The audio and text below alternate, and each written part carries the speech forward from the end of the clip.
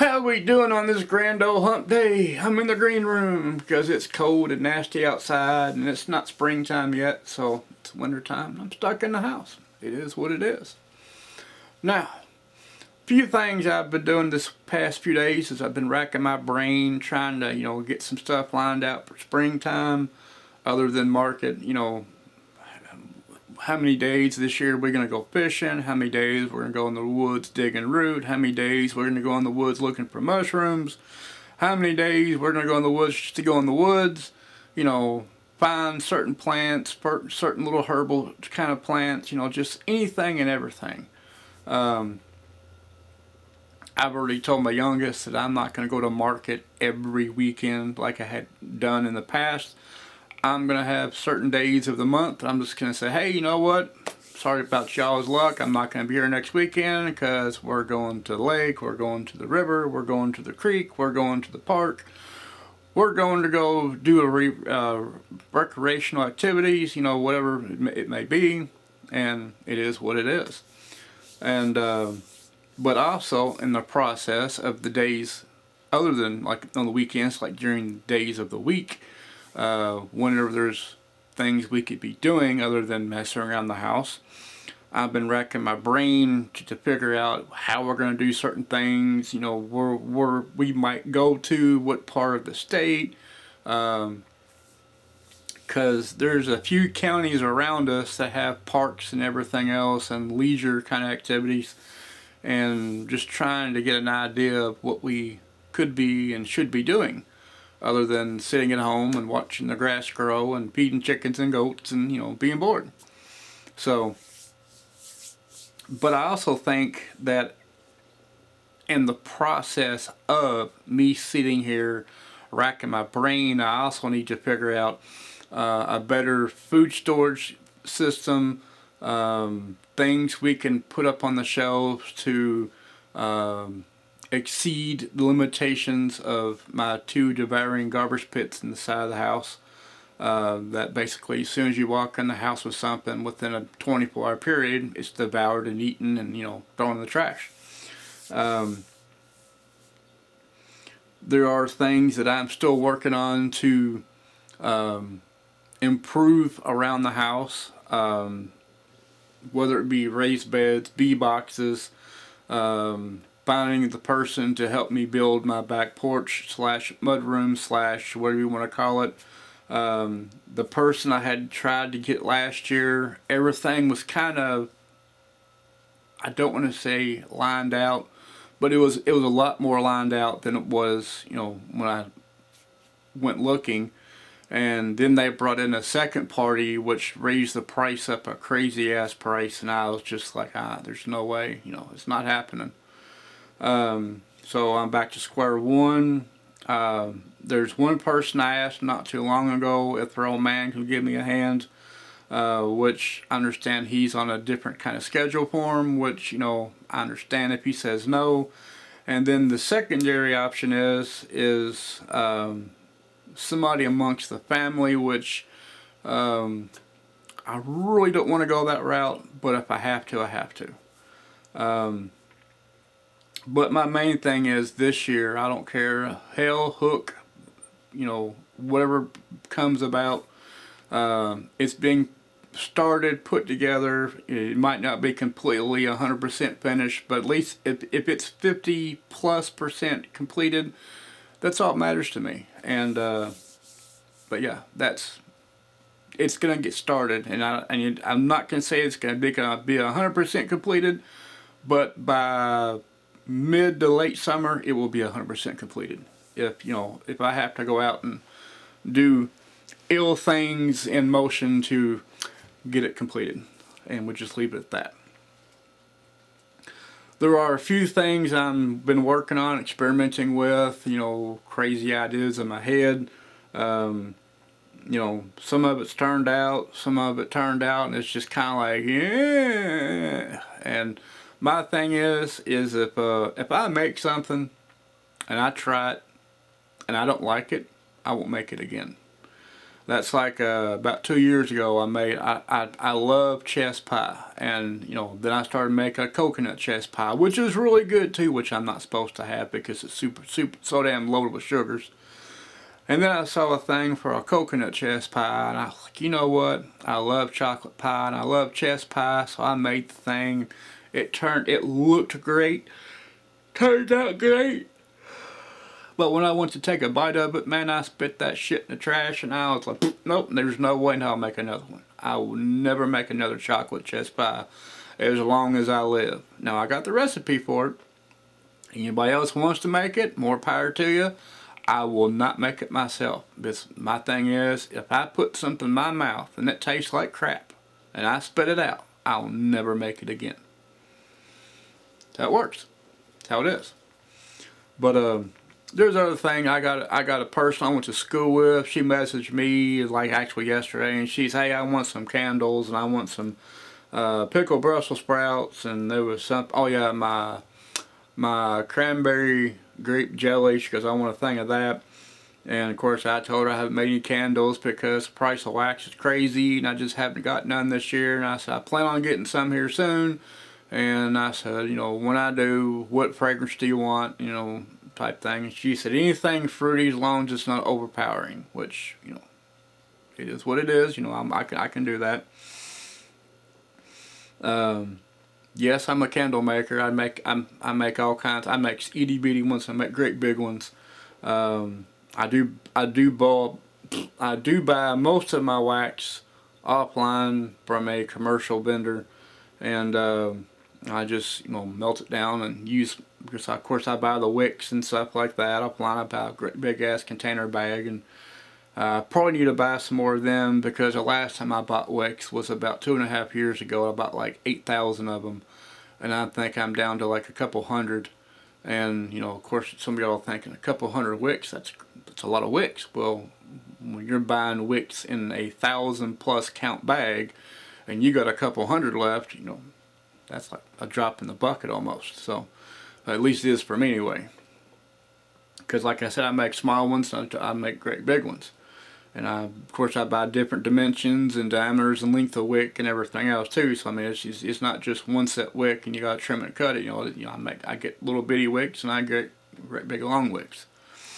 And then on top of it, speaking of wicks, I gotta buy some more cannon fuse, because I'm short on cannon fuse, and that's gonna be a costly item, because everything, no matter what it is, from a year to 2 years ago, everything is in short supply. You could have a warehouse from floor to ceiling, wall to wall, stacked full of it, and we're in short supply. And we're going to raise our prices 4 times the price because we can, even though we got 18,000+ pounds of it sitting in a warehouse. And nobody really buys it except for a select few people, but we're going to raise our price because we can, because everything is in short supply. And then on top of it, now this is great too, me and the old lady went to the grocery store today, and she was the whole time walking the grocery store pushing the cart, she was complaining about the prices and stuff, and complaining this and complaining that. And I told her, I said, well, I told you months and months and months ago, every time you go to the store, every time you look at a price, and the price changes anywhere between 20 cents on the item to $1 on the item, I tell you, every time we go in, there's something that you get on a regular basis. Stock up on the shit. Buy it in bulk form. Buy it as much as you can. Stick it on the shelf, as long as it's, shelf stable and you don't have to refrigerate it or to freeze it. Buy as much as you can and enjoy it through the periods of time. And, this is something, oh my God, I wanted to strangle her so bad. Croutons in the bag, in the store, knockoff brand, it's like $1.30 a bag. And she was complaining about the price of croutons because she enjoys croutons in her salad. And I told her, I said, you know what's crazy about this? And she said, what's that? I said, with the bread that I make. I said, I can make a standard flat white bread, put a little bit of seasoning in the bread mixture, You can slice it to the thickness of a crouton, like, you know, you're a little bit thicker than your standard sliced sandwich bread you buy in the bag. Let it get nice and hard, you know, like air, let the air get to it, make it kind of makes it almost the stale point.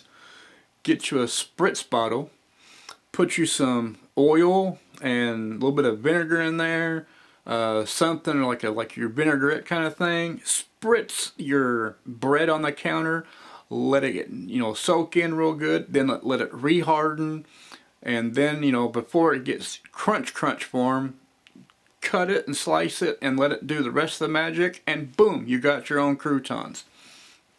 And she was like, well, how do you know that? I'm like, well, that is what my grandmother used to do to make her croutons, because she refused to buy croutons. Now, this was 20-something years ago, when croutons in a bag was like maybe 80 cents a bag, if that. But instead of buying the stuff, she made her own. Everything just about my grandmother had, either she bought the stuff to make it, or she bought it and repurposed it and made it into something else for a other purpose. And that is how I grew up, you know. That's why I have a hard time going to the store looking at certain things. Now, you look at the package, you know, your stomach starts to growl, your mouth gets a little watery, you're like, man, that looks really good. But the thing of it is, you can make something similar. Now, it might not be as beautiful as it is on the package that you're looking at, but you can make it just almost just as good, if not better, in a different route form, and save you a ton of money. And I'm not gonna lie, me and my wife occasionally would go out, like once every 2 weeks we'd go get a fish sandwich somewhere, or we go to our local Mexican restaurant and we have lunch once every 2 weeks. And here lately, we haven't been doing that because with the price of everything and inflation going on, I'd much rather eat a peanut butter jelly sandwich sitting at home than spending $35+ on lunch at a Mexican restaurant, you know, for a 15-minute meal. You know, I mean, yeah, don't get me wrong, it tastes wonderful, but, you know, think how much peanut butter you can buy with $35. Peanut butter, bread, and jelly, you know. Plus, you know, I can make my own jelly, I can make my own bread. I haven't learned how to make peanut butter yet, so, you know, think of how much peanut butter you can buy at $35. So, it is what it is. But getting back to the subject with the wife in the grocery store, and she was complaining about the prices of food and everything, and I told her, you know, now when we pull it in, there's this gas station attached to the place we went to the grocery store. And this afternoon, gas was $2.99 a gallon, and diesel was $4.41 a gallon. And you know, I told her, I said, no, you got I said, now think about this. I did about 10 years over the road driving. I went from the West Coast to the East Coast, and the East Coast back to the West Coast, Canada down to Mexico, and I've driven every state in the Union except for Hawaii because there wasn't a bridge long enough to get to it. But anything in the lower 48, Canada and Mexico, including Alaska, I've been to. And I told her, I said, now you got to think, on one side of the fuel tank, on an average tractor trailer, one side is a 200 to 250 gallon tank, and the other one's between a 150 to 200 gallon tank. Now you take $4.40 and change, and you fill up a 200+ gallon tank at $4 a gallon plus. I said, then not only do you got to pay for the fuel, if the truck breaks down, you got to pay the driver, you got to pay all these other things, you got to pay interstate tax and everything else, and because of the company, the driver and everything else, they got to pay all this crazy shit. I said, so by the time your truck goes, let's say it goes to Jonesboro, Arkansas, which is, I believe, the hub for Walmart, and you pick up a load there that has maybe 4 stops on that trailer. And one of those stops is our local marketplace. Every time you cross a state line, there's a tax. Every time that truck stops and starts again, there's more fuel costs. And then if it runs on a reefer, which is a refrigerated trailer, not only do you gotta pay the cost of the truck, fuel, the driver, and everything else, then you have to pay fuel price for the reefer to keep everything refrigerated in the process of point A to point B, C, and D, or just from point A to point B. I said there's all kinds of taxes and costs in order to get your food from point A to point B, plus you gotta pay somebody that of the driver for them. And then, you know, once they get it, they got to do their markup and how much it's going to cost them and everything else. So I said, this is the point of the reason why food costs so much. It's not because the grocery store says, hey, you know, we got all this crap in the back, you know, we can blame a shortage on everything. Fuel costs, as of right now, is the main problem for most of everybody's prices going up. And there's so many people on Facebook I've been telling this to. You know, it's not the stores. They do mark up a little bit, but they got to mark up for the price of the cost, what they have to get it at, and everybody got to make money. But majority of the cost of everything as of right now is because of fuel costs and having to transport from one state into another, or from one state to another and having to pay the person from one state driving it to the next state of dropping it off. It's called economics. It's how it works. You know, I'm sorry. I'm not the brightest light bulb in the box, but you know, it's one of those things. It's just like when all these dumbasses that were making $7.25 an hour got a hold of all their congressmen and everybody else, boo-hoo and bitching and crying, we can't make it on $7.25 minimum wage. You know, I'm 20 plus years old with no education, no educational skills, and I'm working a minimum wage job, and I'm boo-hoo and crying because I can't live off $7.25. I need $15 an hour. Oh, it'll be so great because I make $15 an hour, I can afford this, I'll have money to play on the side and everything else, blah, blah, blah, blah. What happens? It goes to 15, it's been wedging up, and now all of a sudden, you know, your $1.50 candy bar that's yay long and that big around is now yay long and that big around for double the price. And people were complaining, well, I can't make it on $15 an hour, everything costs way more. Well, no shit, dumbass. It's called economics. That's what happens. When you get paid more, you're gonna pay more. Duh. And now people are saying, and this was comical, it was somebody on our local news, which I'm glad I didn't have anything hard to throw at the TV. Somebody, you can tell, liberal, definitely dumbass, uneducated, and a few other things on top of it. Well, what needs to be done is, instead of making this, whatever the pay wage is now, we need to make 25 to 30 bucks an hour to make everything level out. Are you stupid? Really? You know, y'all complained about $7.25. Now you're complaining about 15. Think about if you double that.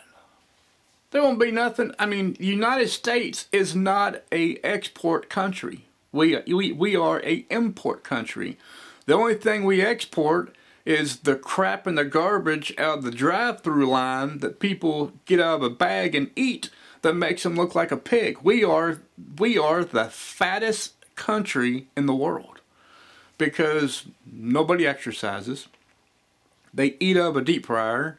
They eat out of a drive-through window, and there's like 0.01% of the country that exercises, and the rest of them are just kind of like, well, you know, let's just suck down this, let's drink that, eat shit out of the garbage out of the bag, and, you know, everything's hunky-dory, and, you know, we'll work a remedial kind of job. There's no export. We're just kind of, we have the circle of circles amongst the country, nothing comes out, everything comes in, and, you know, eventually it's all going to stop because the system is going to crash. And then people are going to be like, oh, what do we do? What do we do?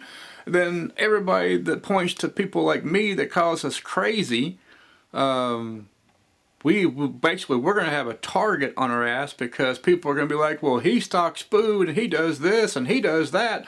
Let's go to his place and rob and do what we can to get from him. And if I'm still able and kicking, you'll be eating lead, flying downrange, and, you know, you'll come in at a costly venture, and, you know, it is what it is. But I got 1 bar left of energy on my camera, so I'm going to make this quick as much as possible. Do your homework. Research as much as you can. Stock up what you can. Buy in bulk as long as you can. Have a place to put it, and don't go hoarder crazy buying in bulk. Accumulate pieces of silver as much as possible. Gold if you can afford it, which I don't see it happening. I see a lot more fractional pieces of silver with anything from a gram bar to a couple ounce bars. Things of that nature. Anything more than a 1 ounce bar silver is overkill unless you plan on doing some hardcore bartering with people around you that you know, and, you know, you get as much as bang for your buck as anything larger than a 1 ounce bar.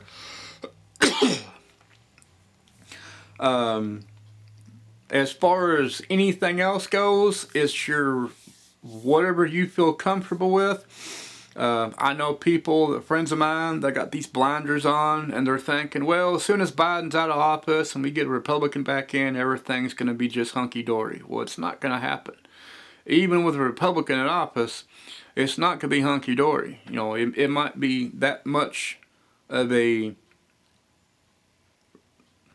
welcoming form, but, you know, we are in dire straits. We are in a recession. We are in depression form. It's going to be around for a while. It's not going to be like one of those things of like, oh, if Trump was in office, everything would go away. No, it won't. I'm sorry to tell you. As much as I love Trump, Trump is not going to fix this issue. Our issue is an economic issue. Our problem is we import too much and we don't export hardly anything. So that is our problem. We need to restructure our economy. We need to restructure our export and don't import as much. And our main thing of all things, we need to quit giving away millions upon millions upon millions of dollars to these third world countries that don't mean shit to us. And take care of our own. You know, I'm not worried about, you know, people, oh, we'll take care of the homeless. No, the homeless are homeless because they chose to be homeless. They're not homeless because of a bad economic, you know, incident. They chose to be homeless because they chose to be. I've been homeless once myself. I know. You know, people, might be some of y'all gonna be like, oh, that's horrible to say. You're mean. You're a prick. You're a jerk. Blah, blah, blah, blah. Well, you know, I was homeless once before too. But, you know, you got to use this in order to get this. So, it is what it is. You know, take it for what you will. You know, I don't care. You know, I've paid my demons. I walked in other people's shoes. So, it is what it is. So, until then, hasta la pasta. I'm getting off here. Like I say, I got 1 bar left. And I need to charge the camera before I can download it. So, until then, I'll see y'all again soon. Hopefully. If you like me, subscribe and give me a thumbs up.